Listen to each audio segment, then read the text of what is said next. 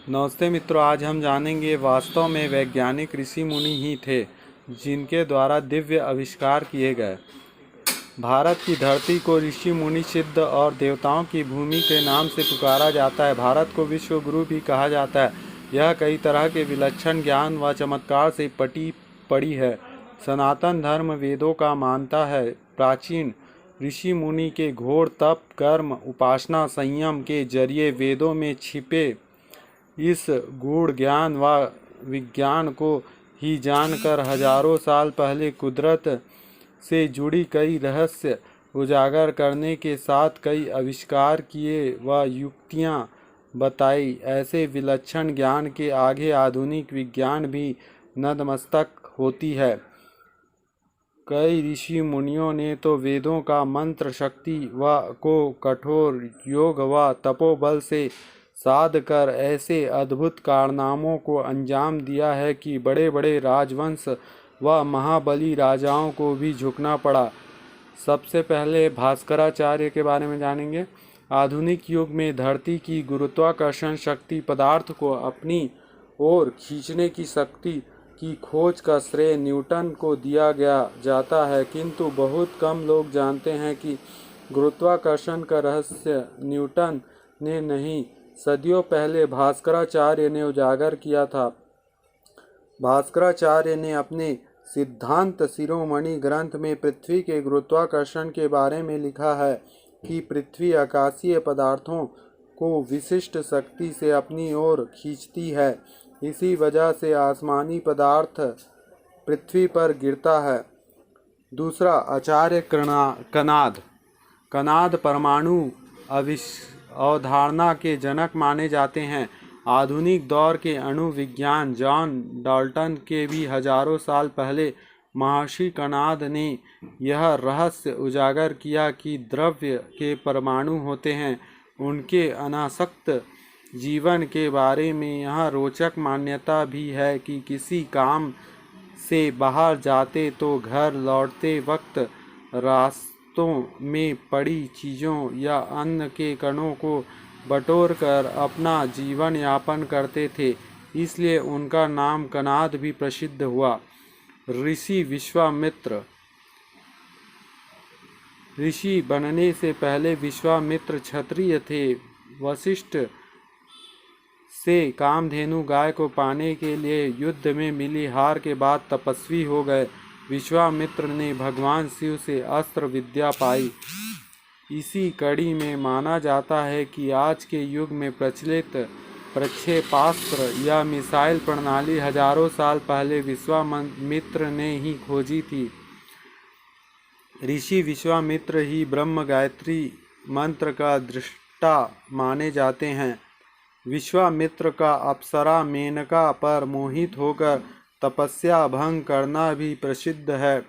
शरीर सहित त्रिशंकु को स्वर्ग भेजने का चमत्कार भी विश्वामित्र ने तपोबल से कर दिखाया।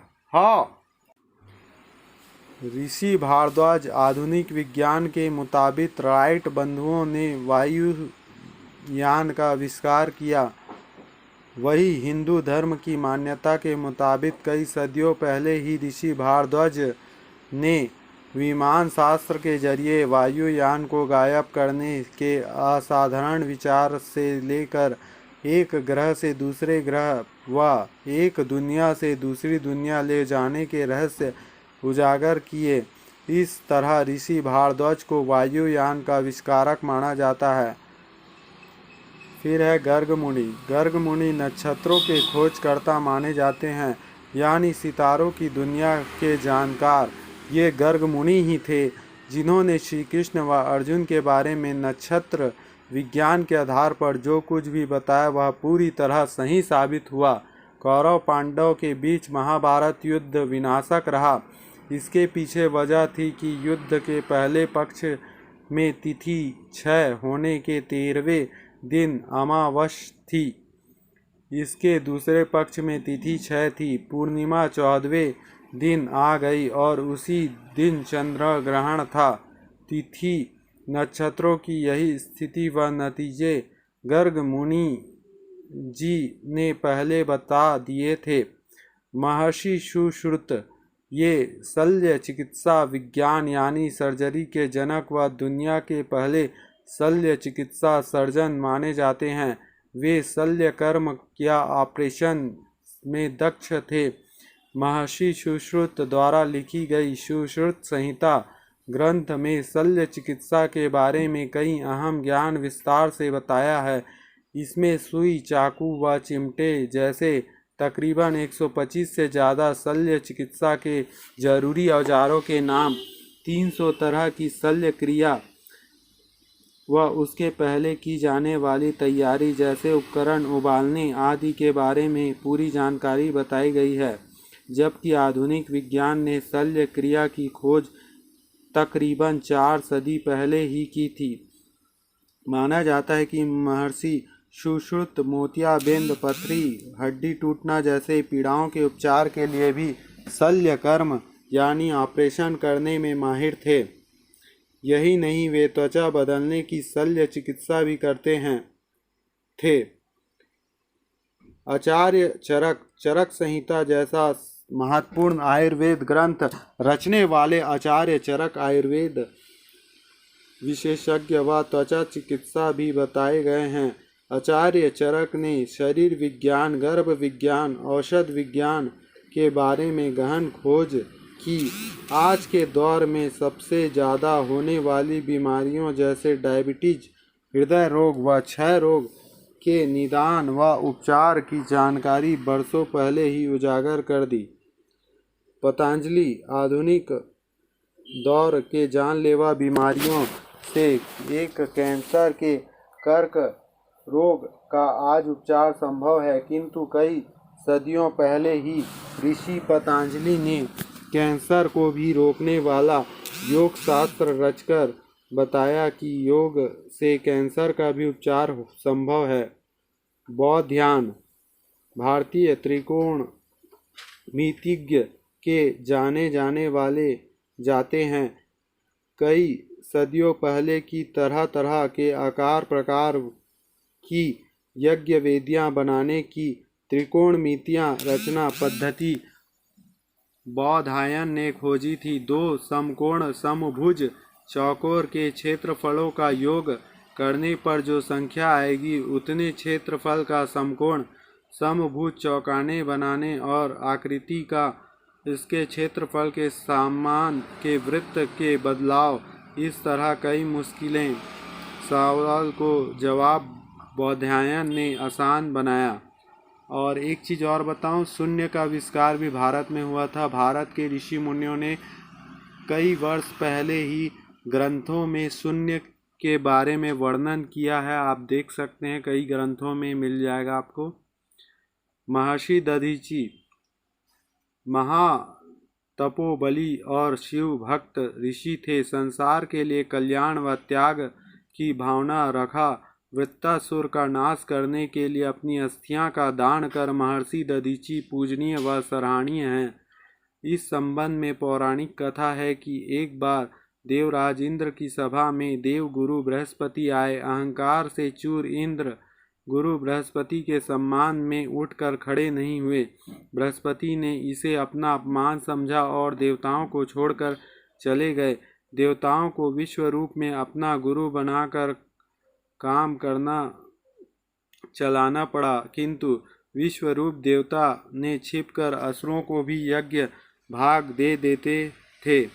इंद्र ने उस पर अविश्चित होकर उसका सिर काट दिया और विश्वरूप त्वष्टा ऋषि का पुत्र था। उन्होंने क्रोधित होकर इंद्र को मारने के लिए महाबली वृत्तासुर पैदा किया।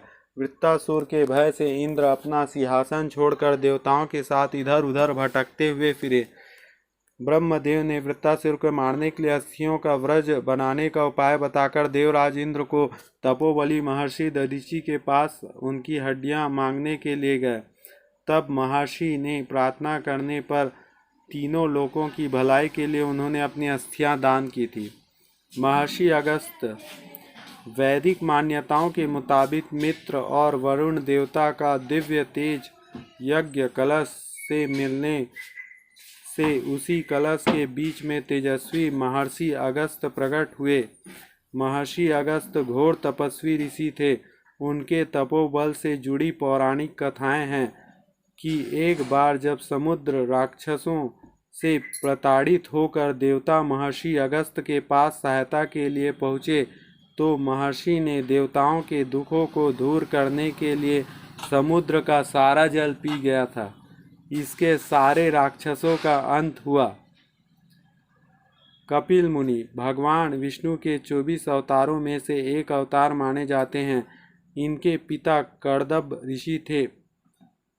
इनकी माता देवहूति ने विष्णु के समान पुत्र की चाहत की, इसलिए भगवान विष्णु खुद उनके गर्भ में पैदा हुए। कपिल मुनि सांख्य दर्शन के प्रवर्तक माने जाते हैं। इससे जुड़ा प्रसंग है कि जब उनके पिता कर्दब सन्यासी बन जंगल में जाने लगे तो देवहूति ने खुद अकेले रह जाने की स्थिति पर दुख जताया।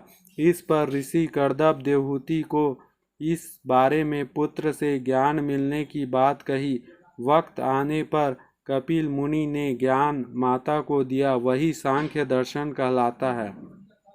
शौनक ऋषि वैदिक आचार्य और ऋषि शौनक ने गुरु शिष्य परंपरा व संस्कारों को इतना फैलाया कि उन्हें 10,000 शिष्य वाले गुरुकुल का कुलपति होने का गौरव मिला। शिष्यों की यह तादाद कई आधुनिक विश्वविद्यालयों की तुलना में भी कई ज़्यादा थी। ऋषि वशिष्ठ ऋषि राजा दशरथ के कुलगुरु थे। दशरथ के चारों पुत्र राम, लक्ष्मण, भरत और शत्रुघ्न ने इनसे ही शिक्षा पाई थी। देव प्राणी व मनचाहा वर देने वाली कामधेनु गाय वशिष्ठ ऋषि के पास ही थी। कणव ऋषि प्राचीन ऋषि मुनियों में कणव का नाम प्रमुख है। इसके आश्रम में ही राजा दुष्यंत की पत्नी शकुंतला और उनके पुत्र भरत का पालन पोषण हुआ था। माना जाता है कि उसके नाम पर देश का नाम भारत हुआ। सोम यज्ञ परंपरा के कणव की देन मानी जाती है। विश्व में जितने खोजी हुई है वो हमारे ऋषि मुनि ने ध्यान की गहराई में जाकर खोज की है।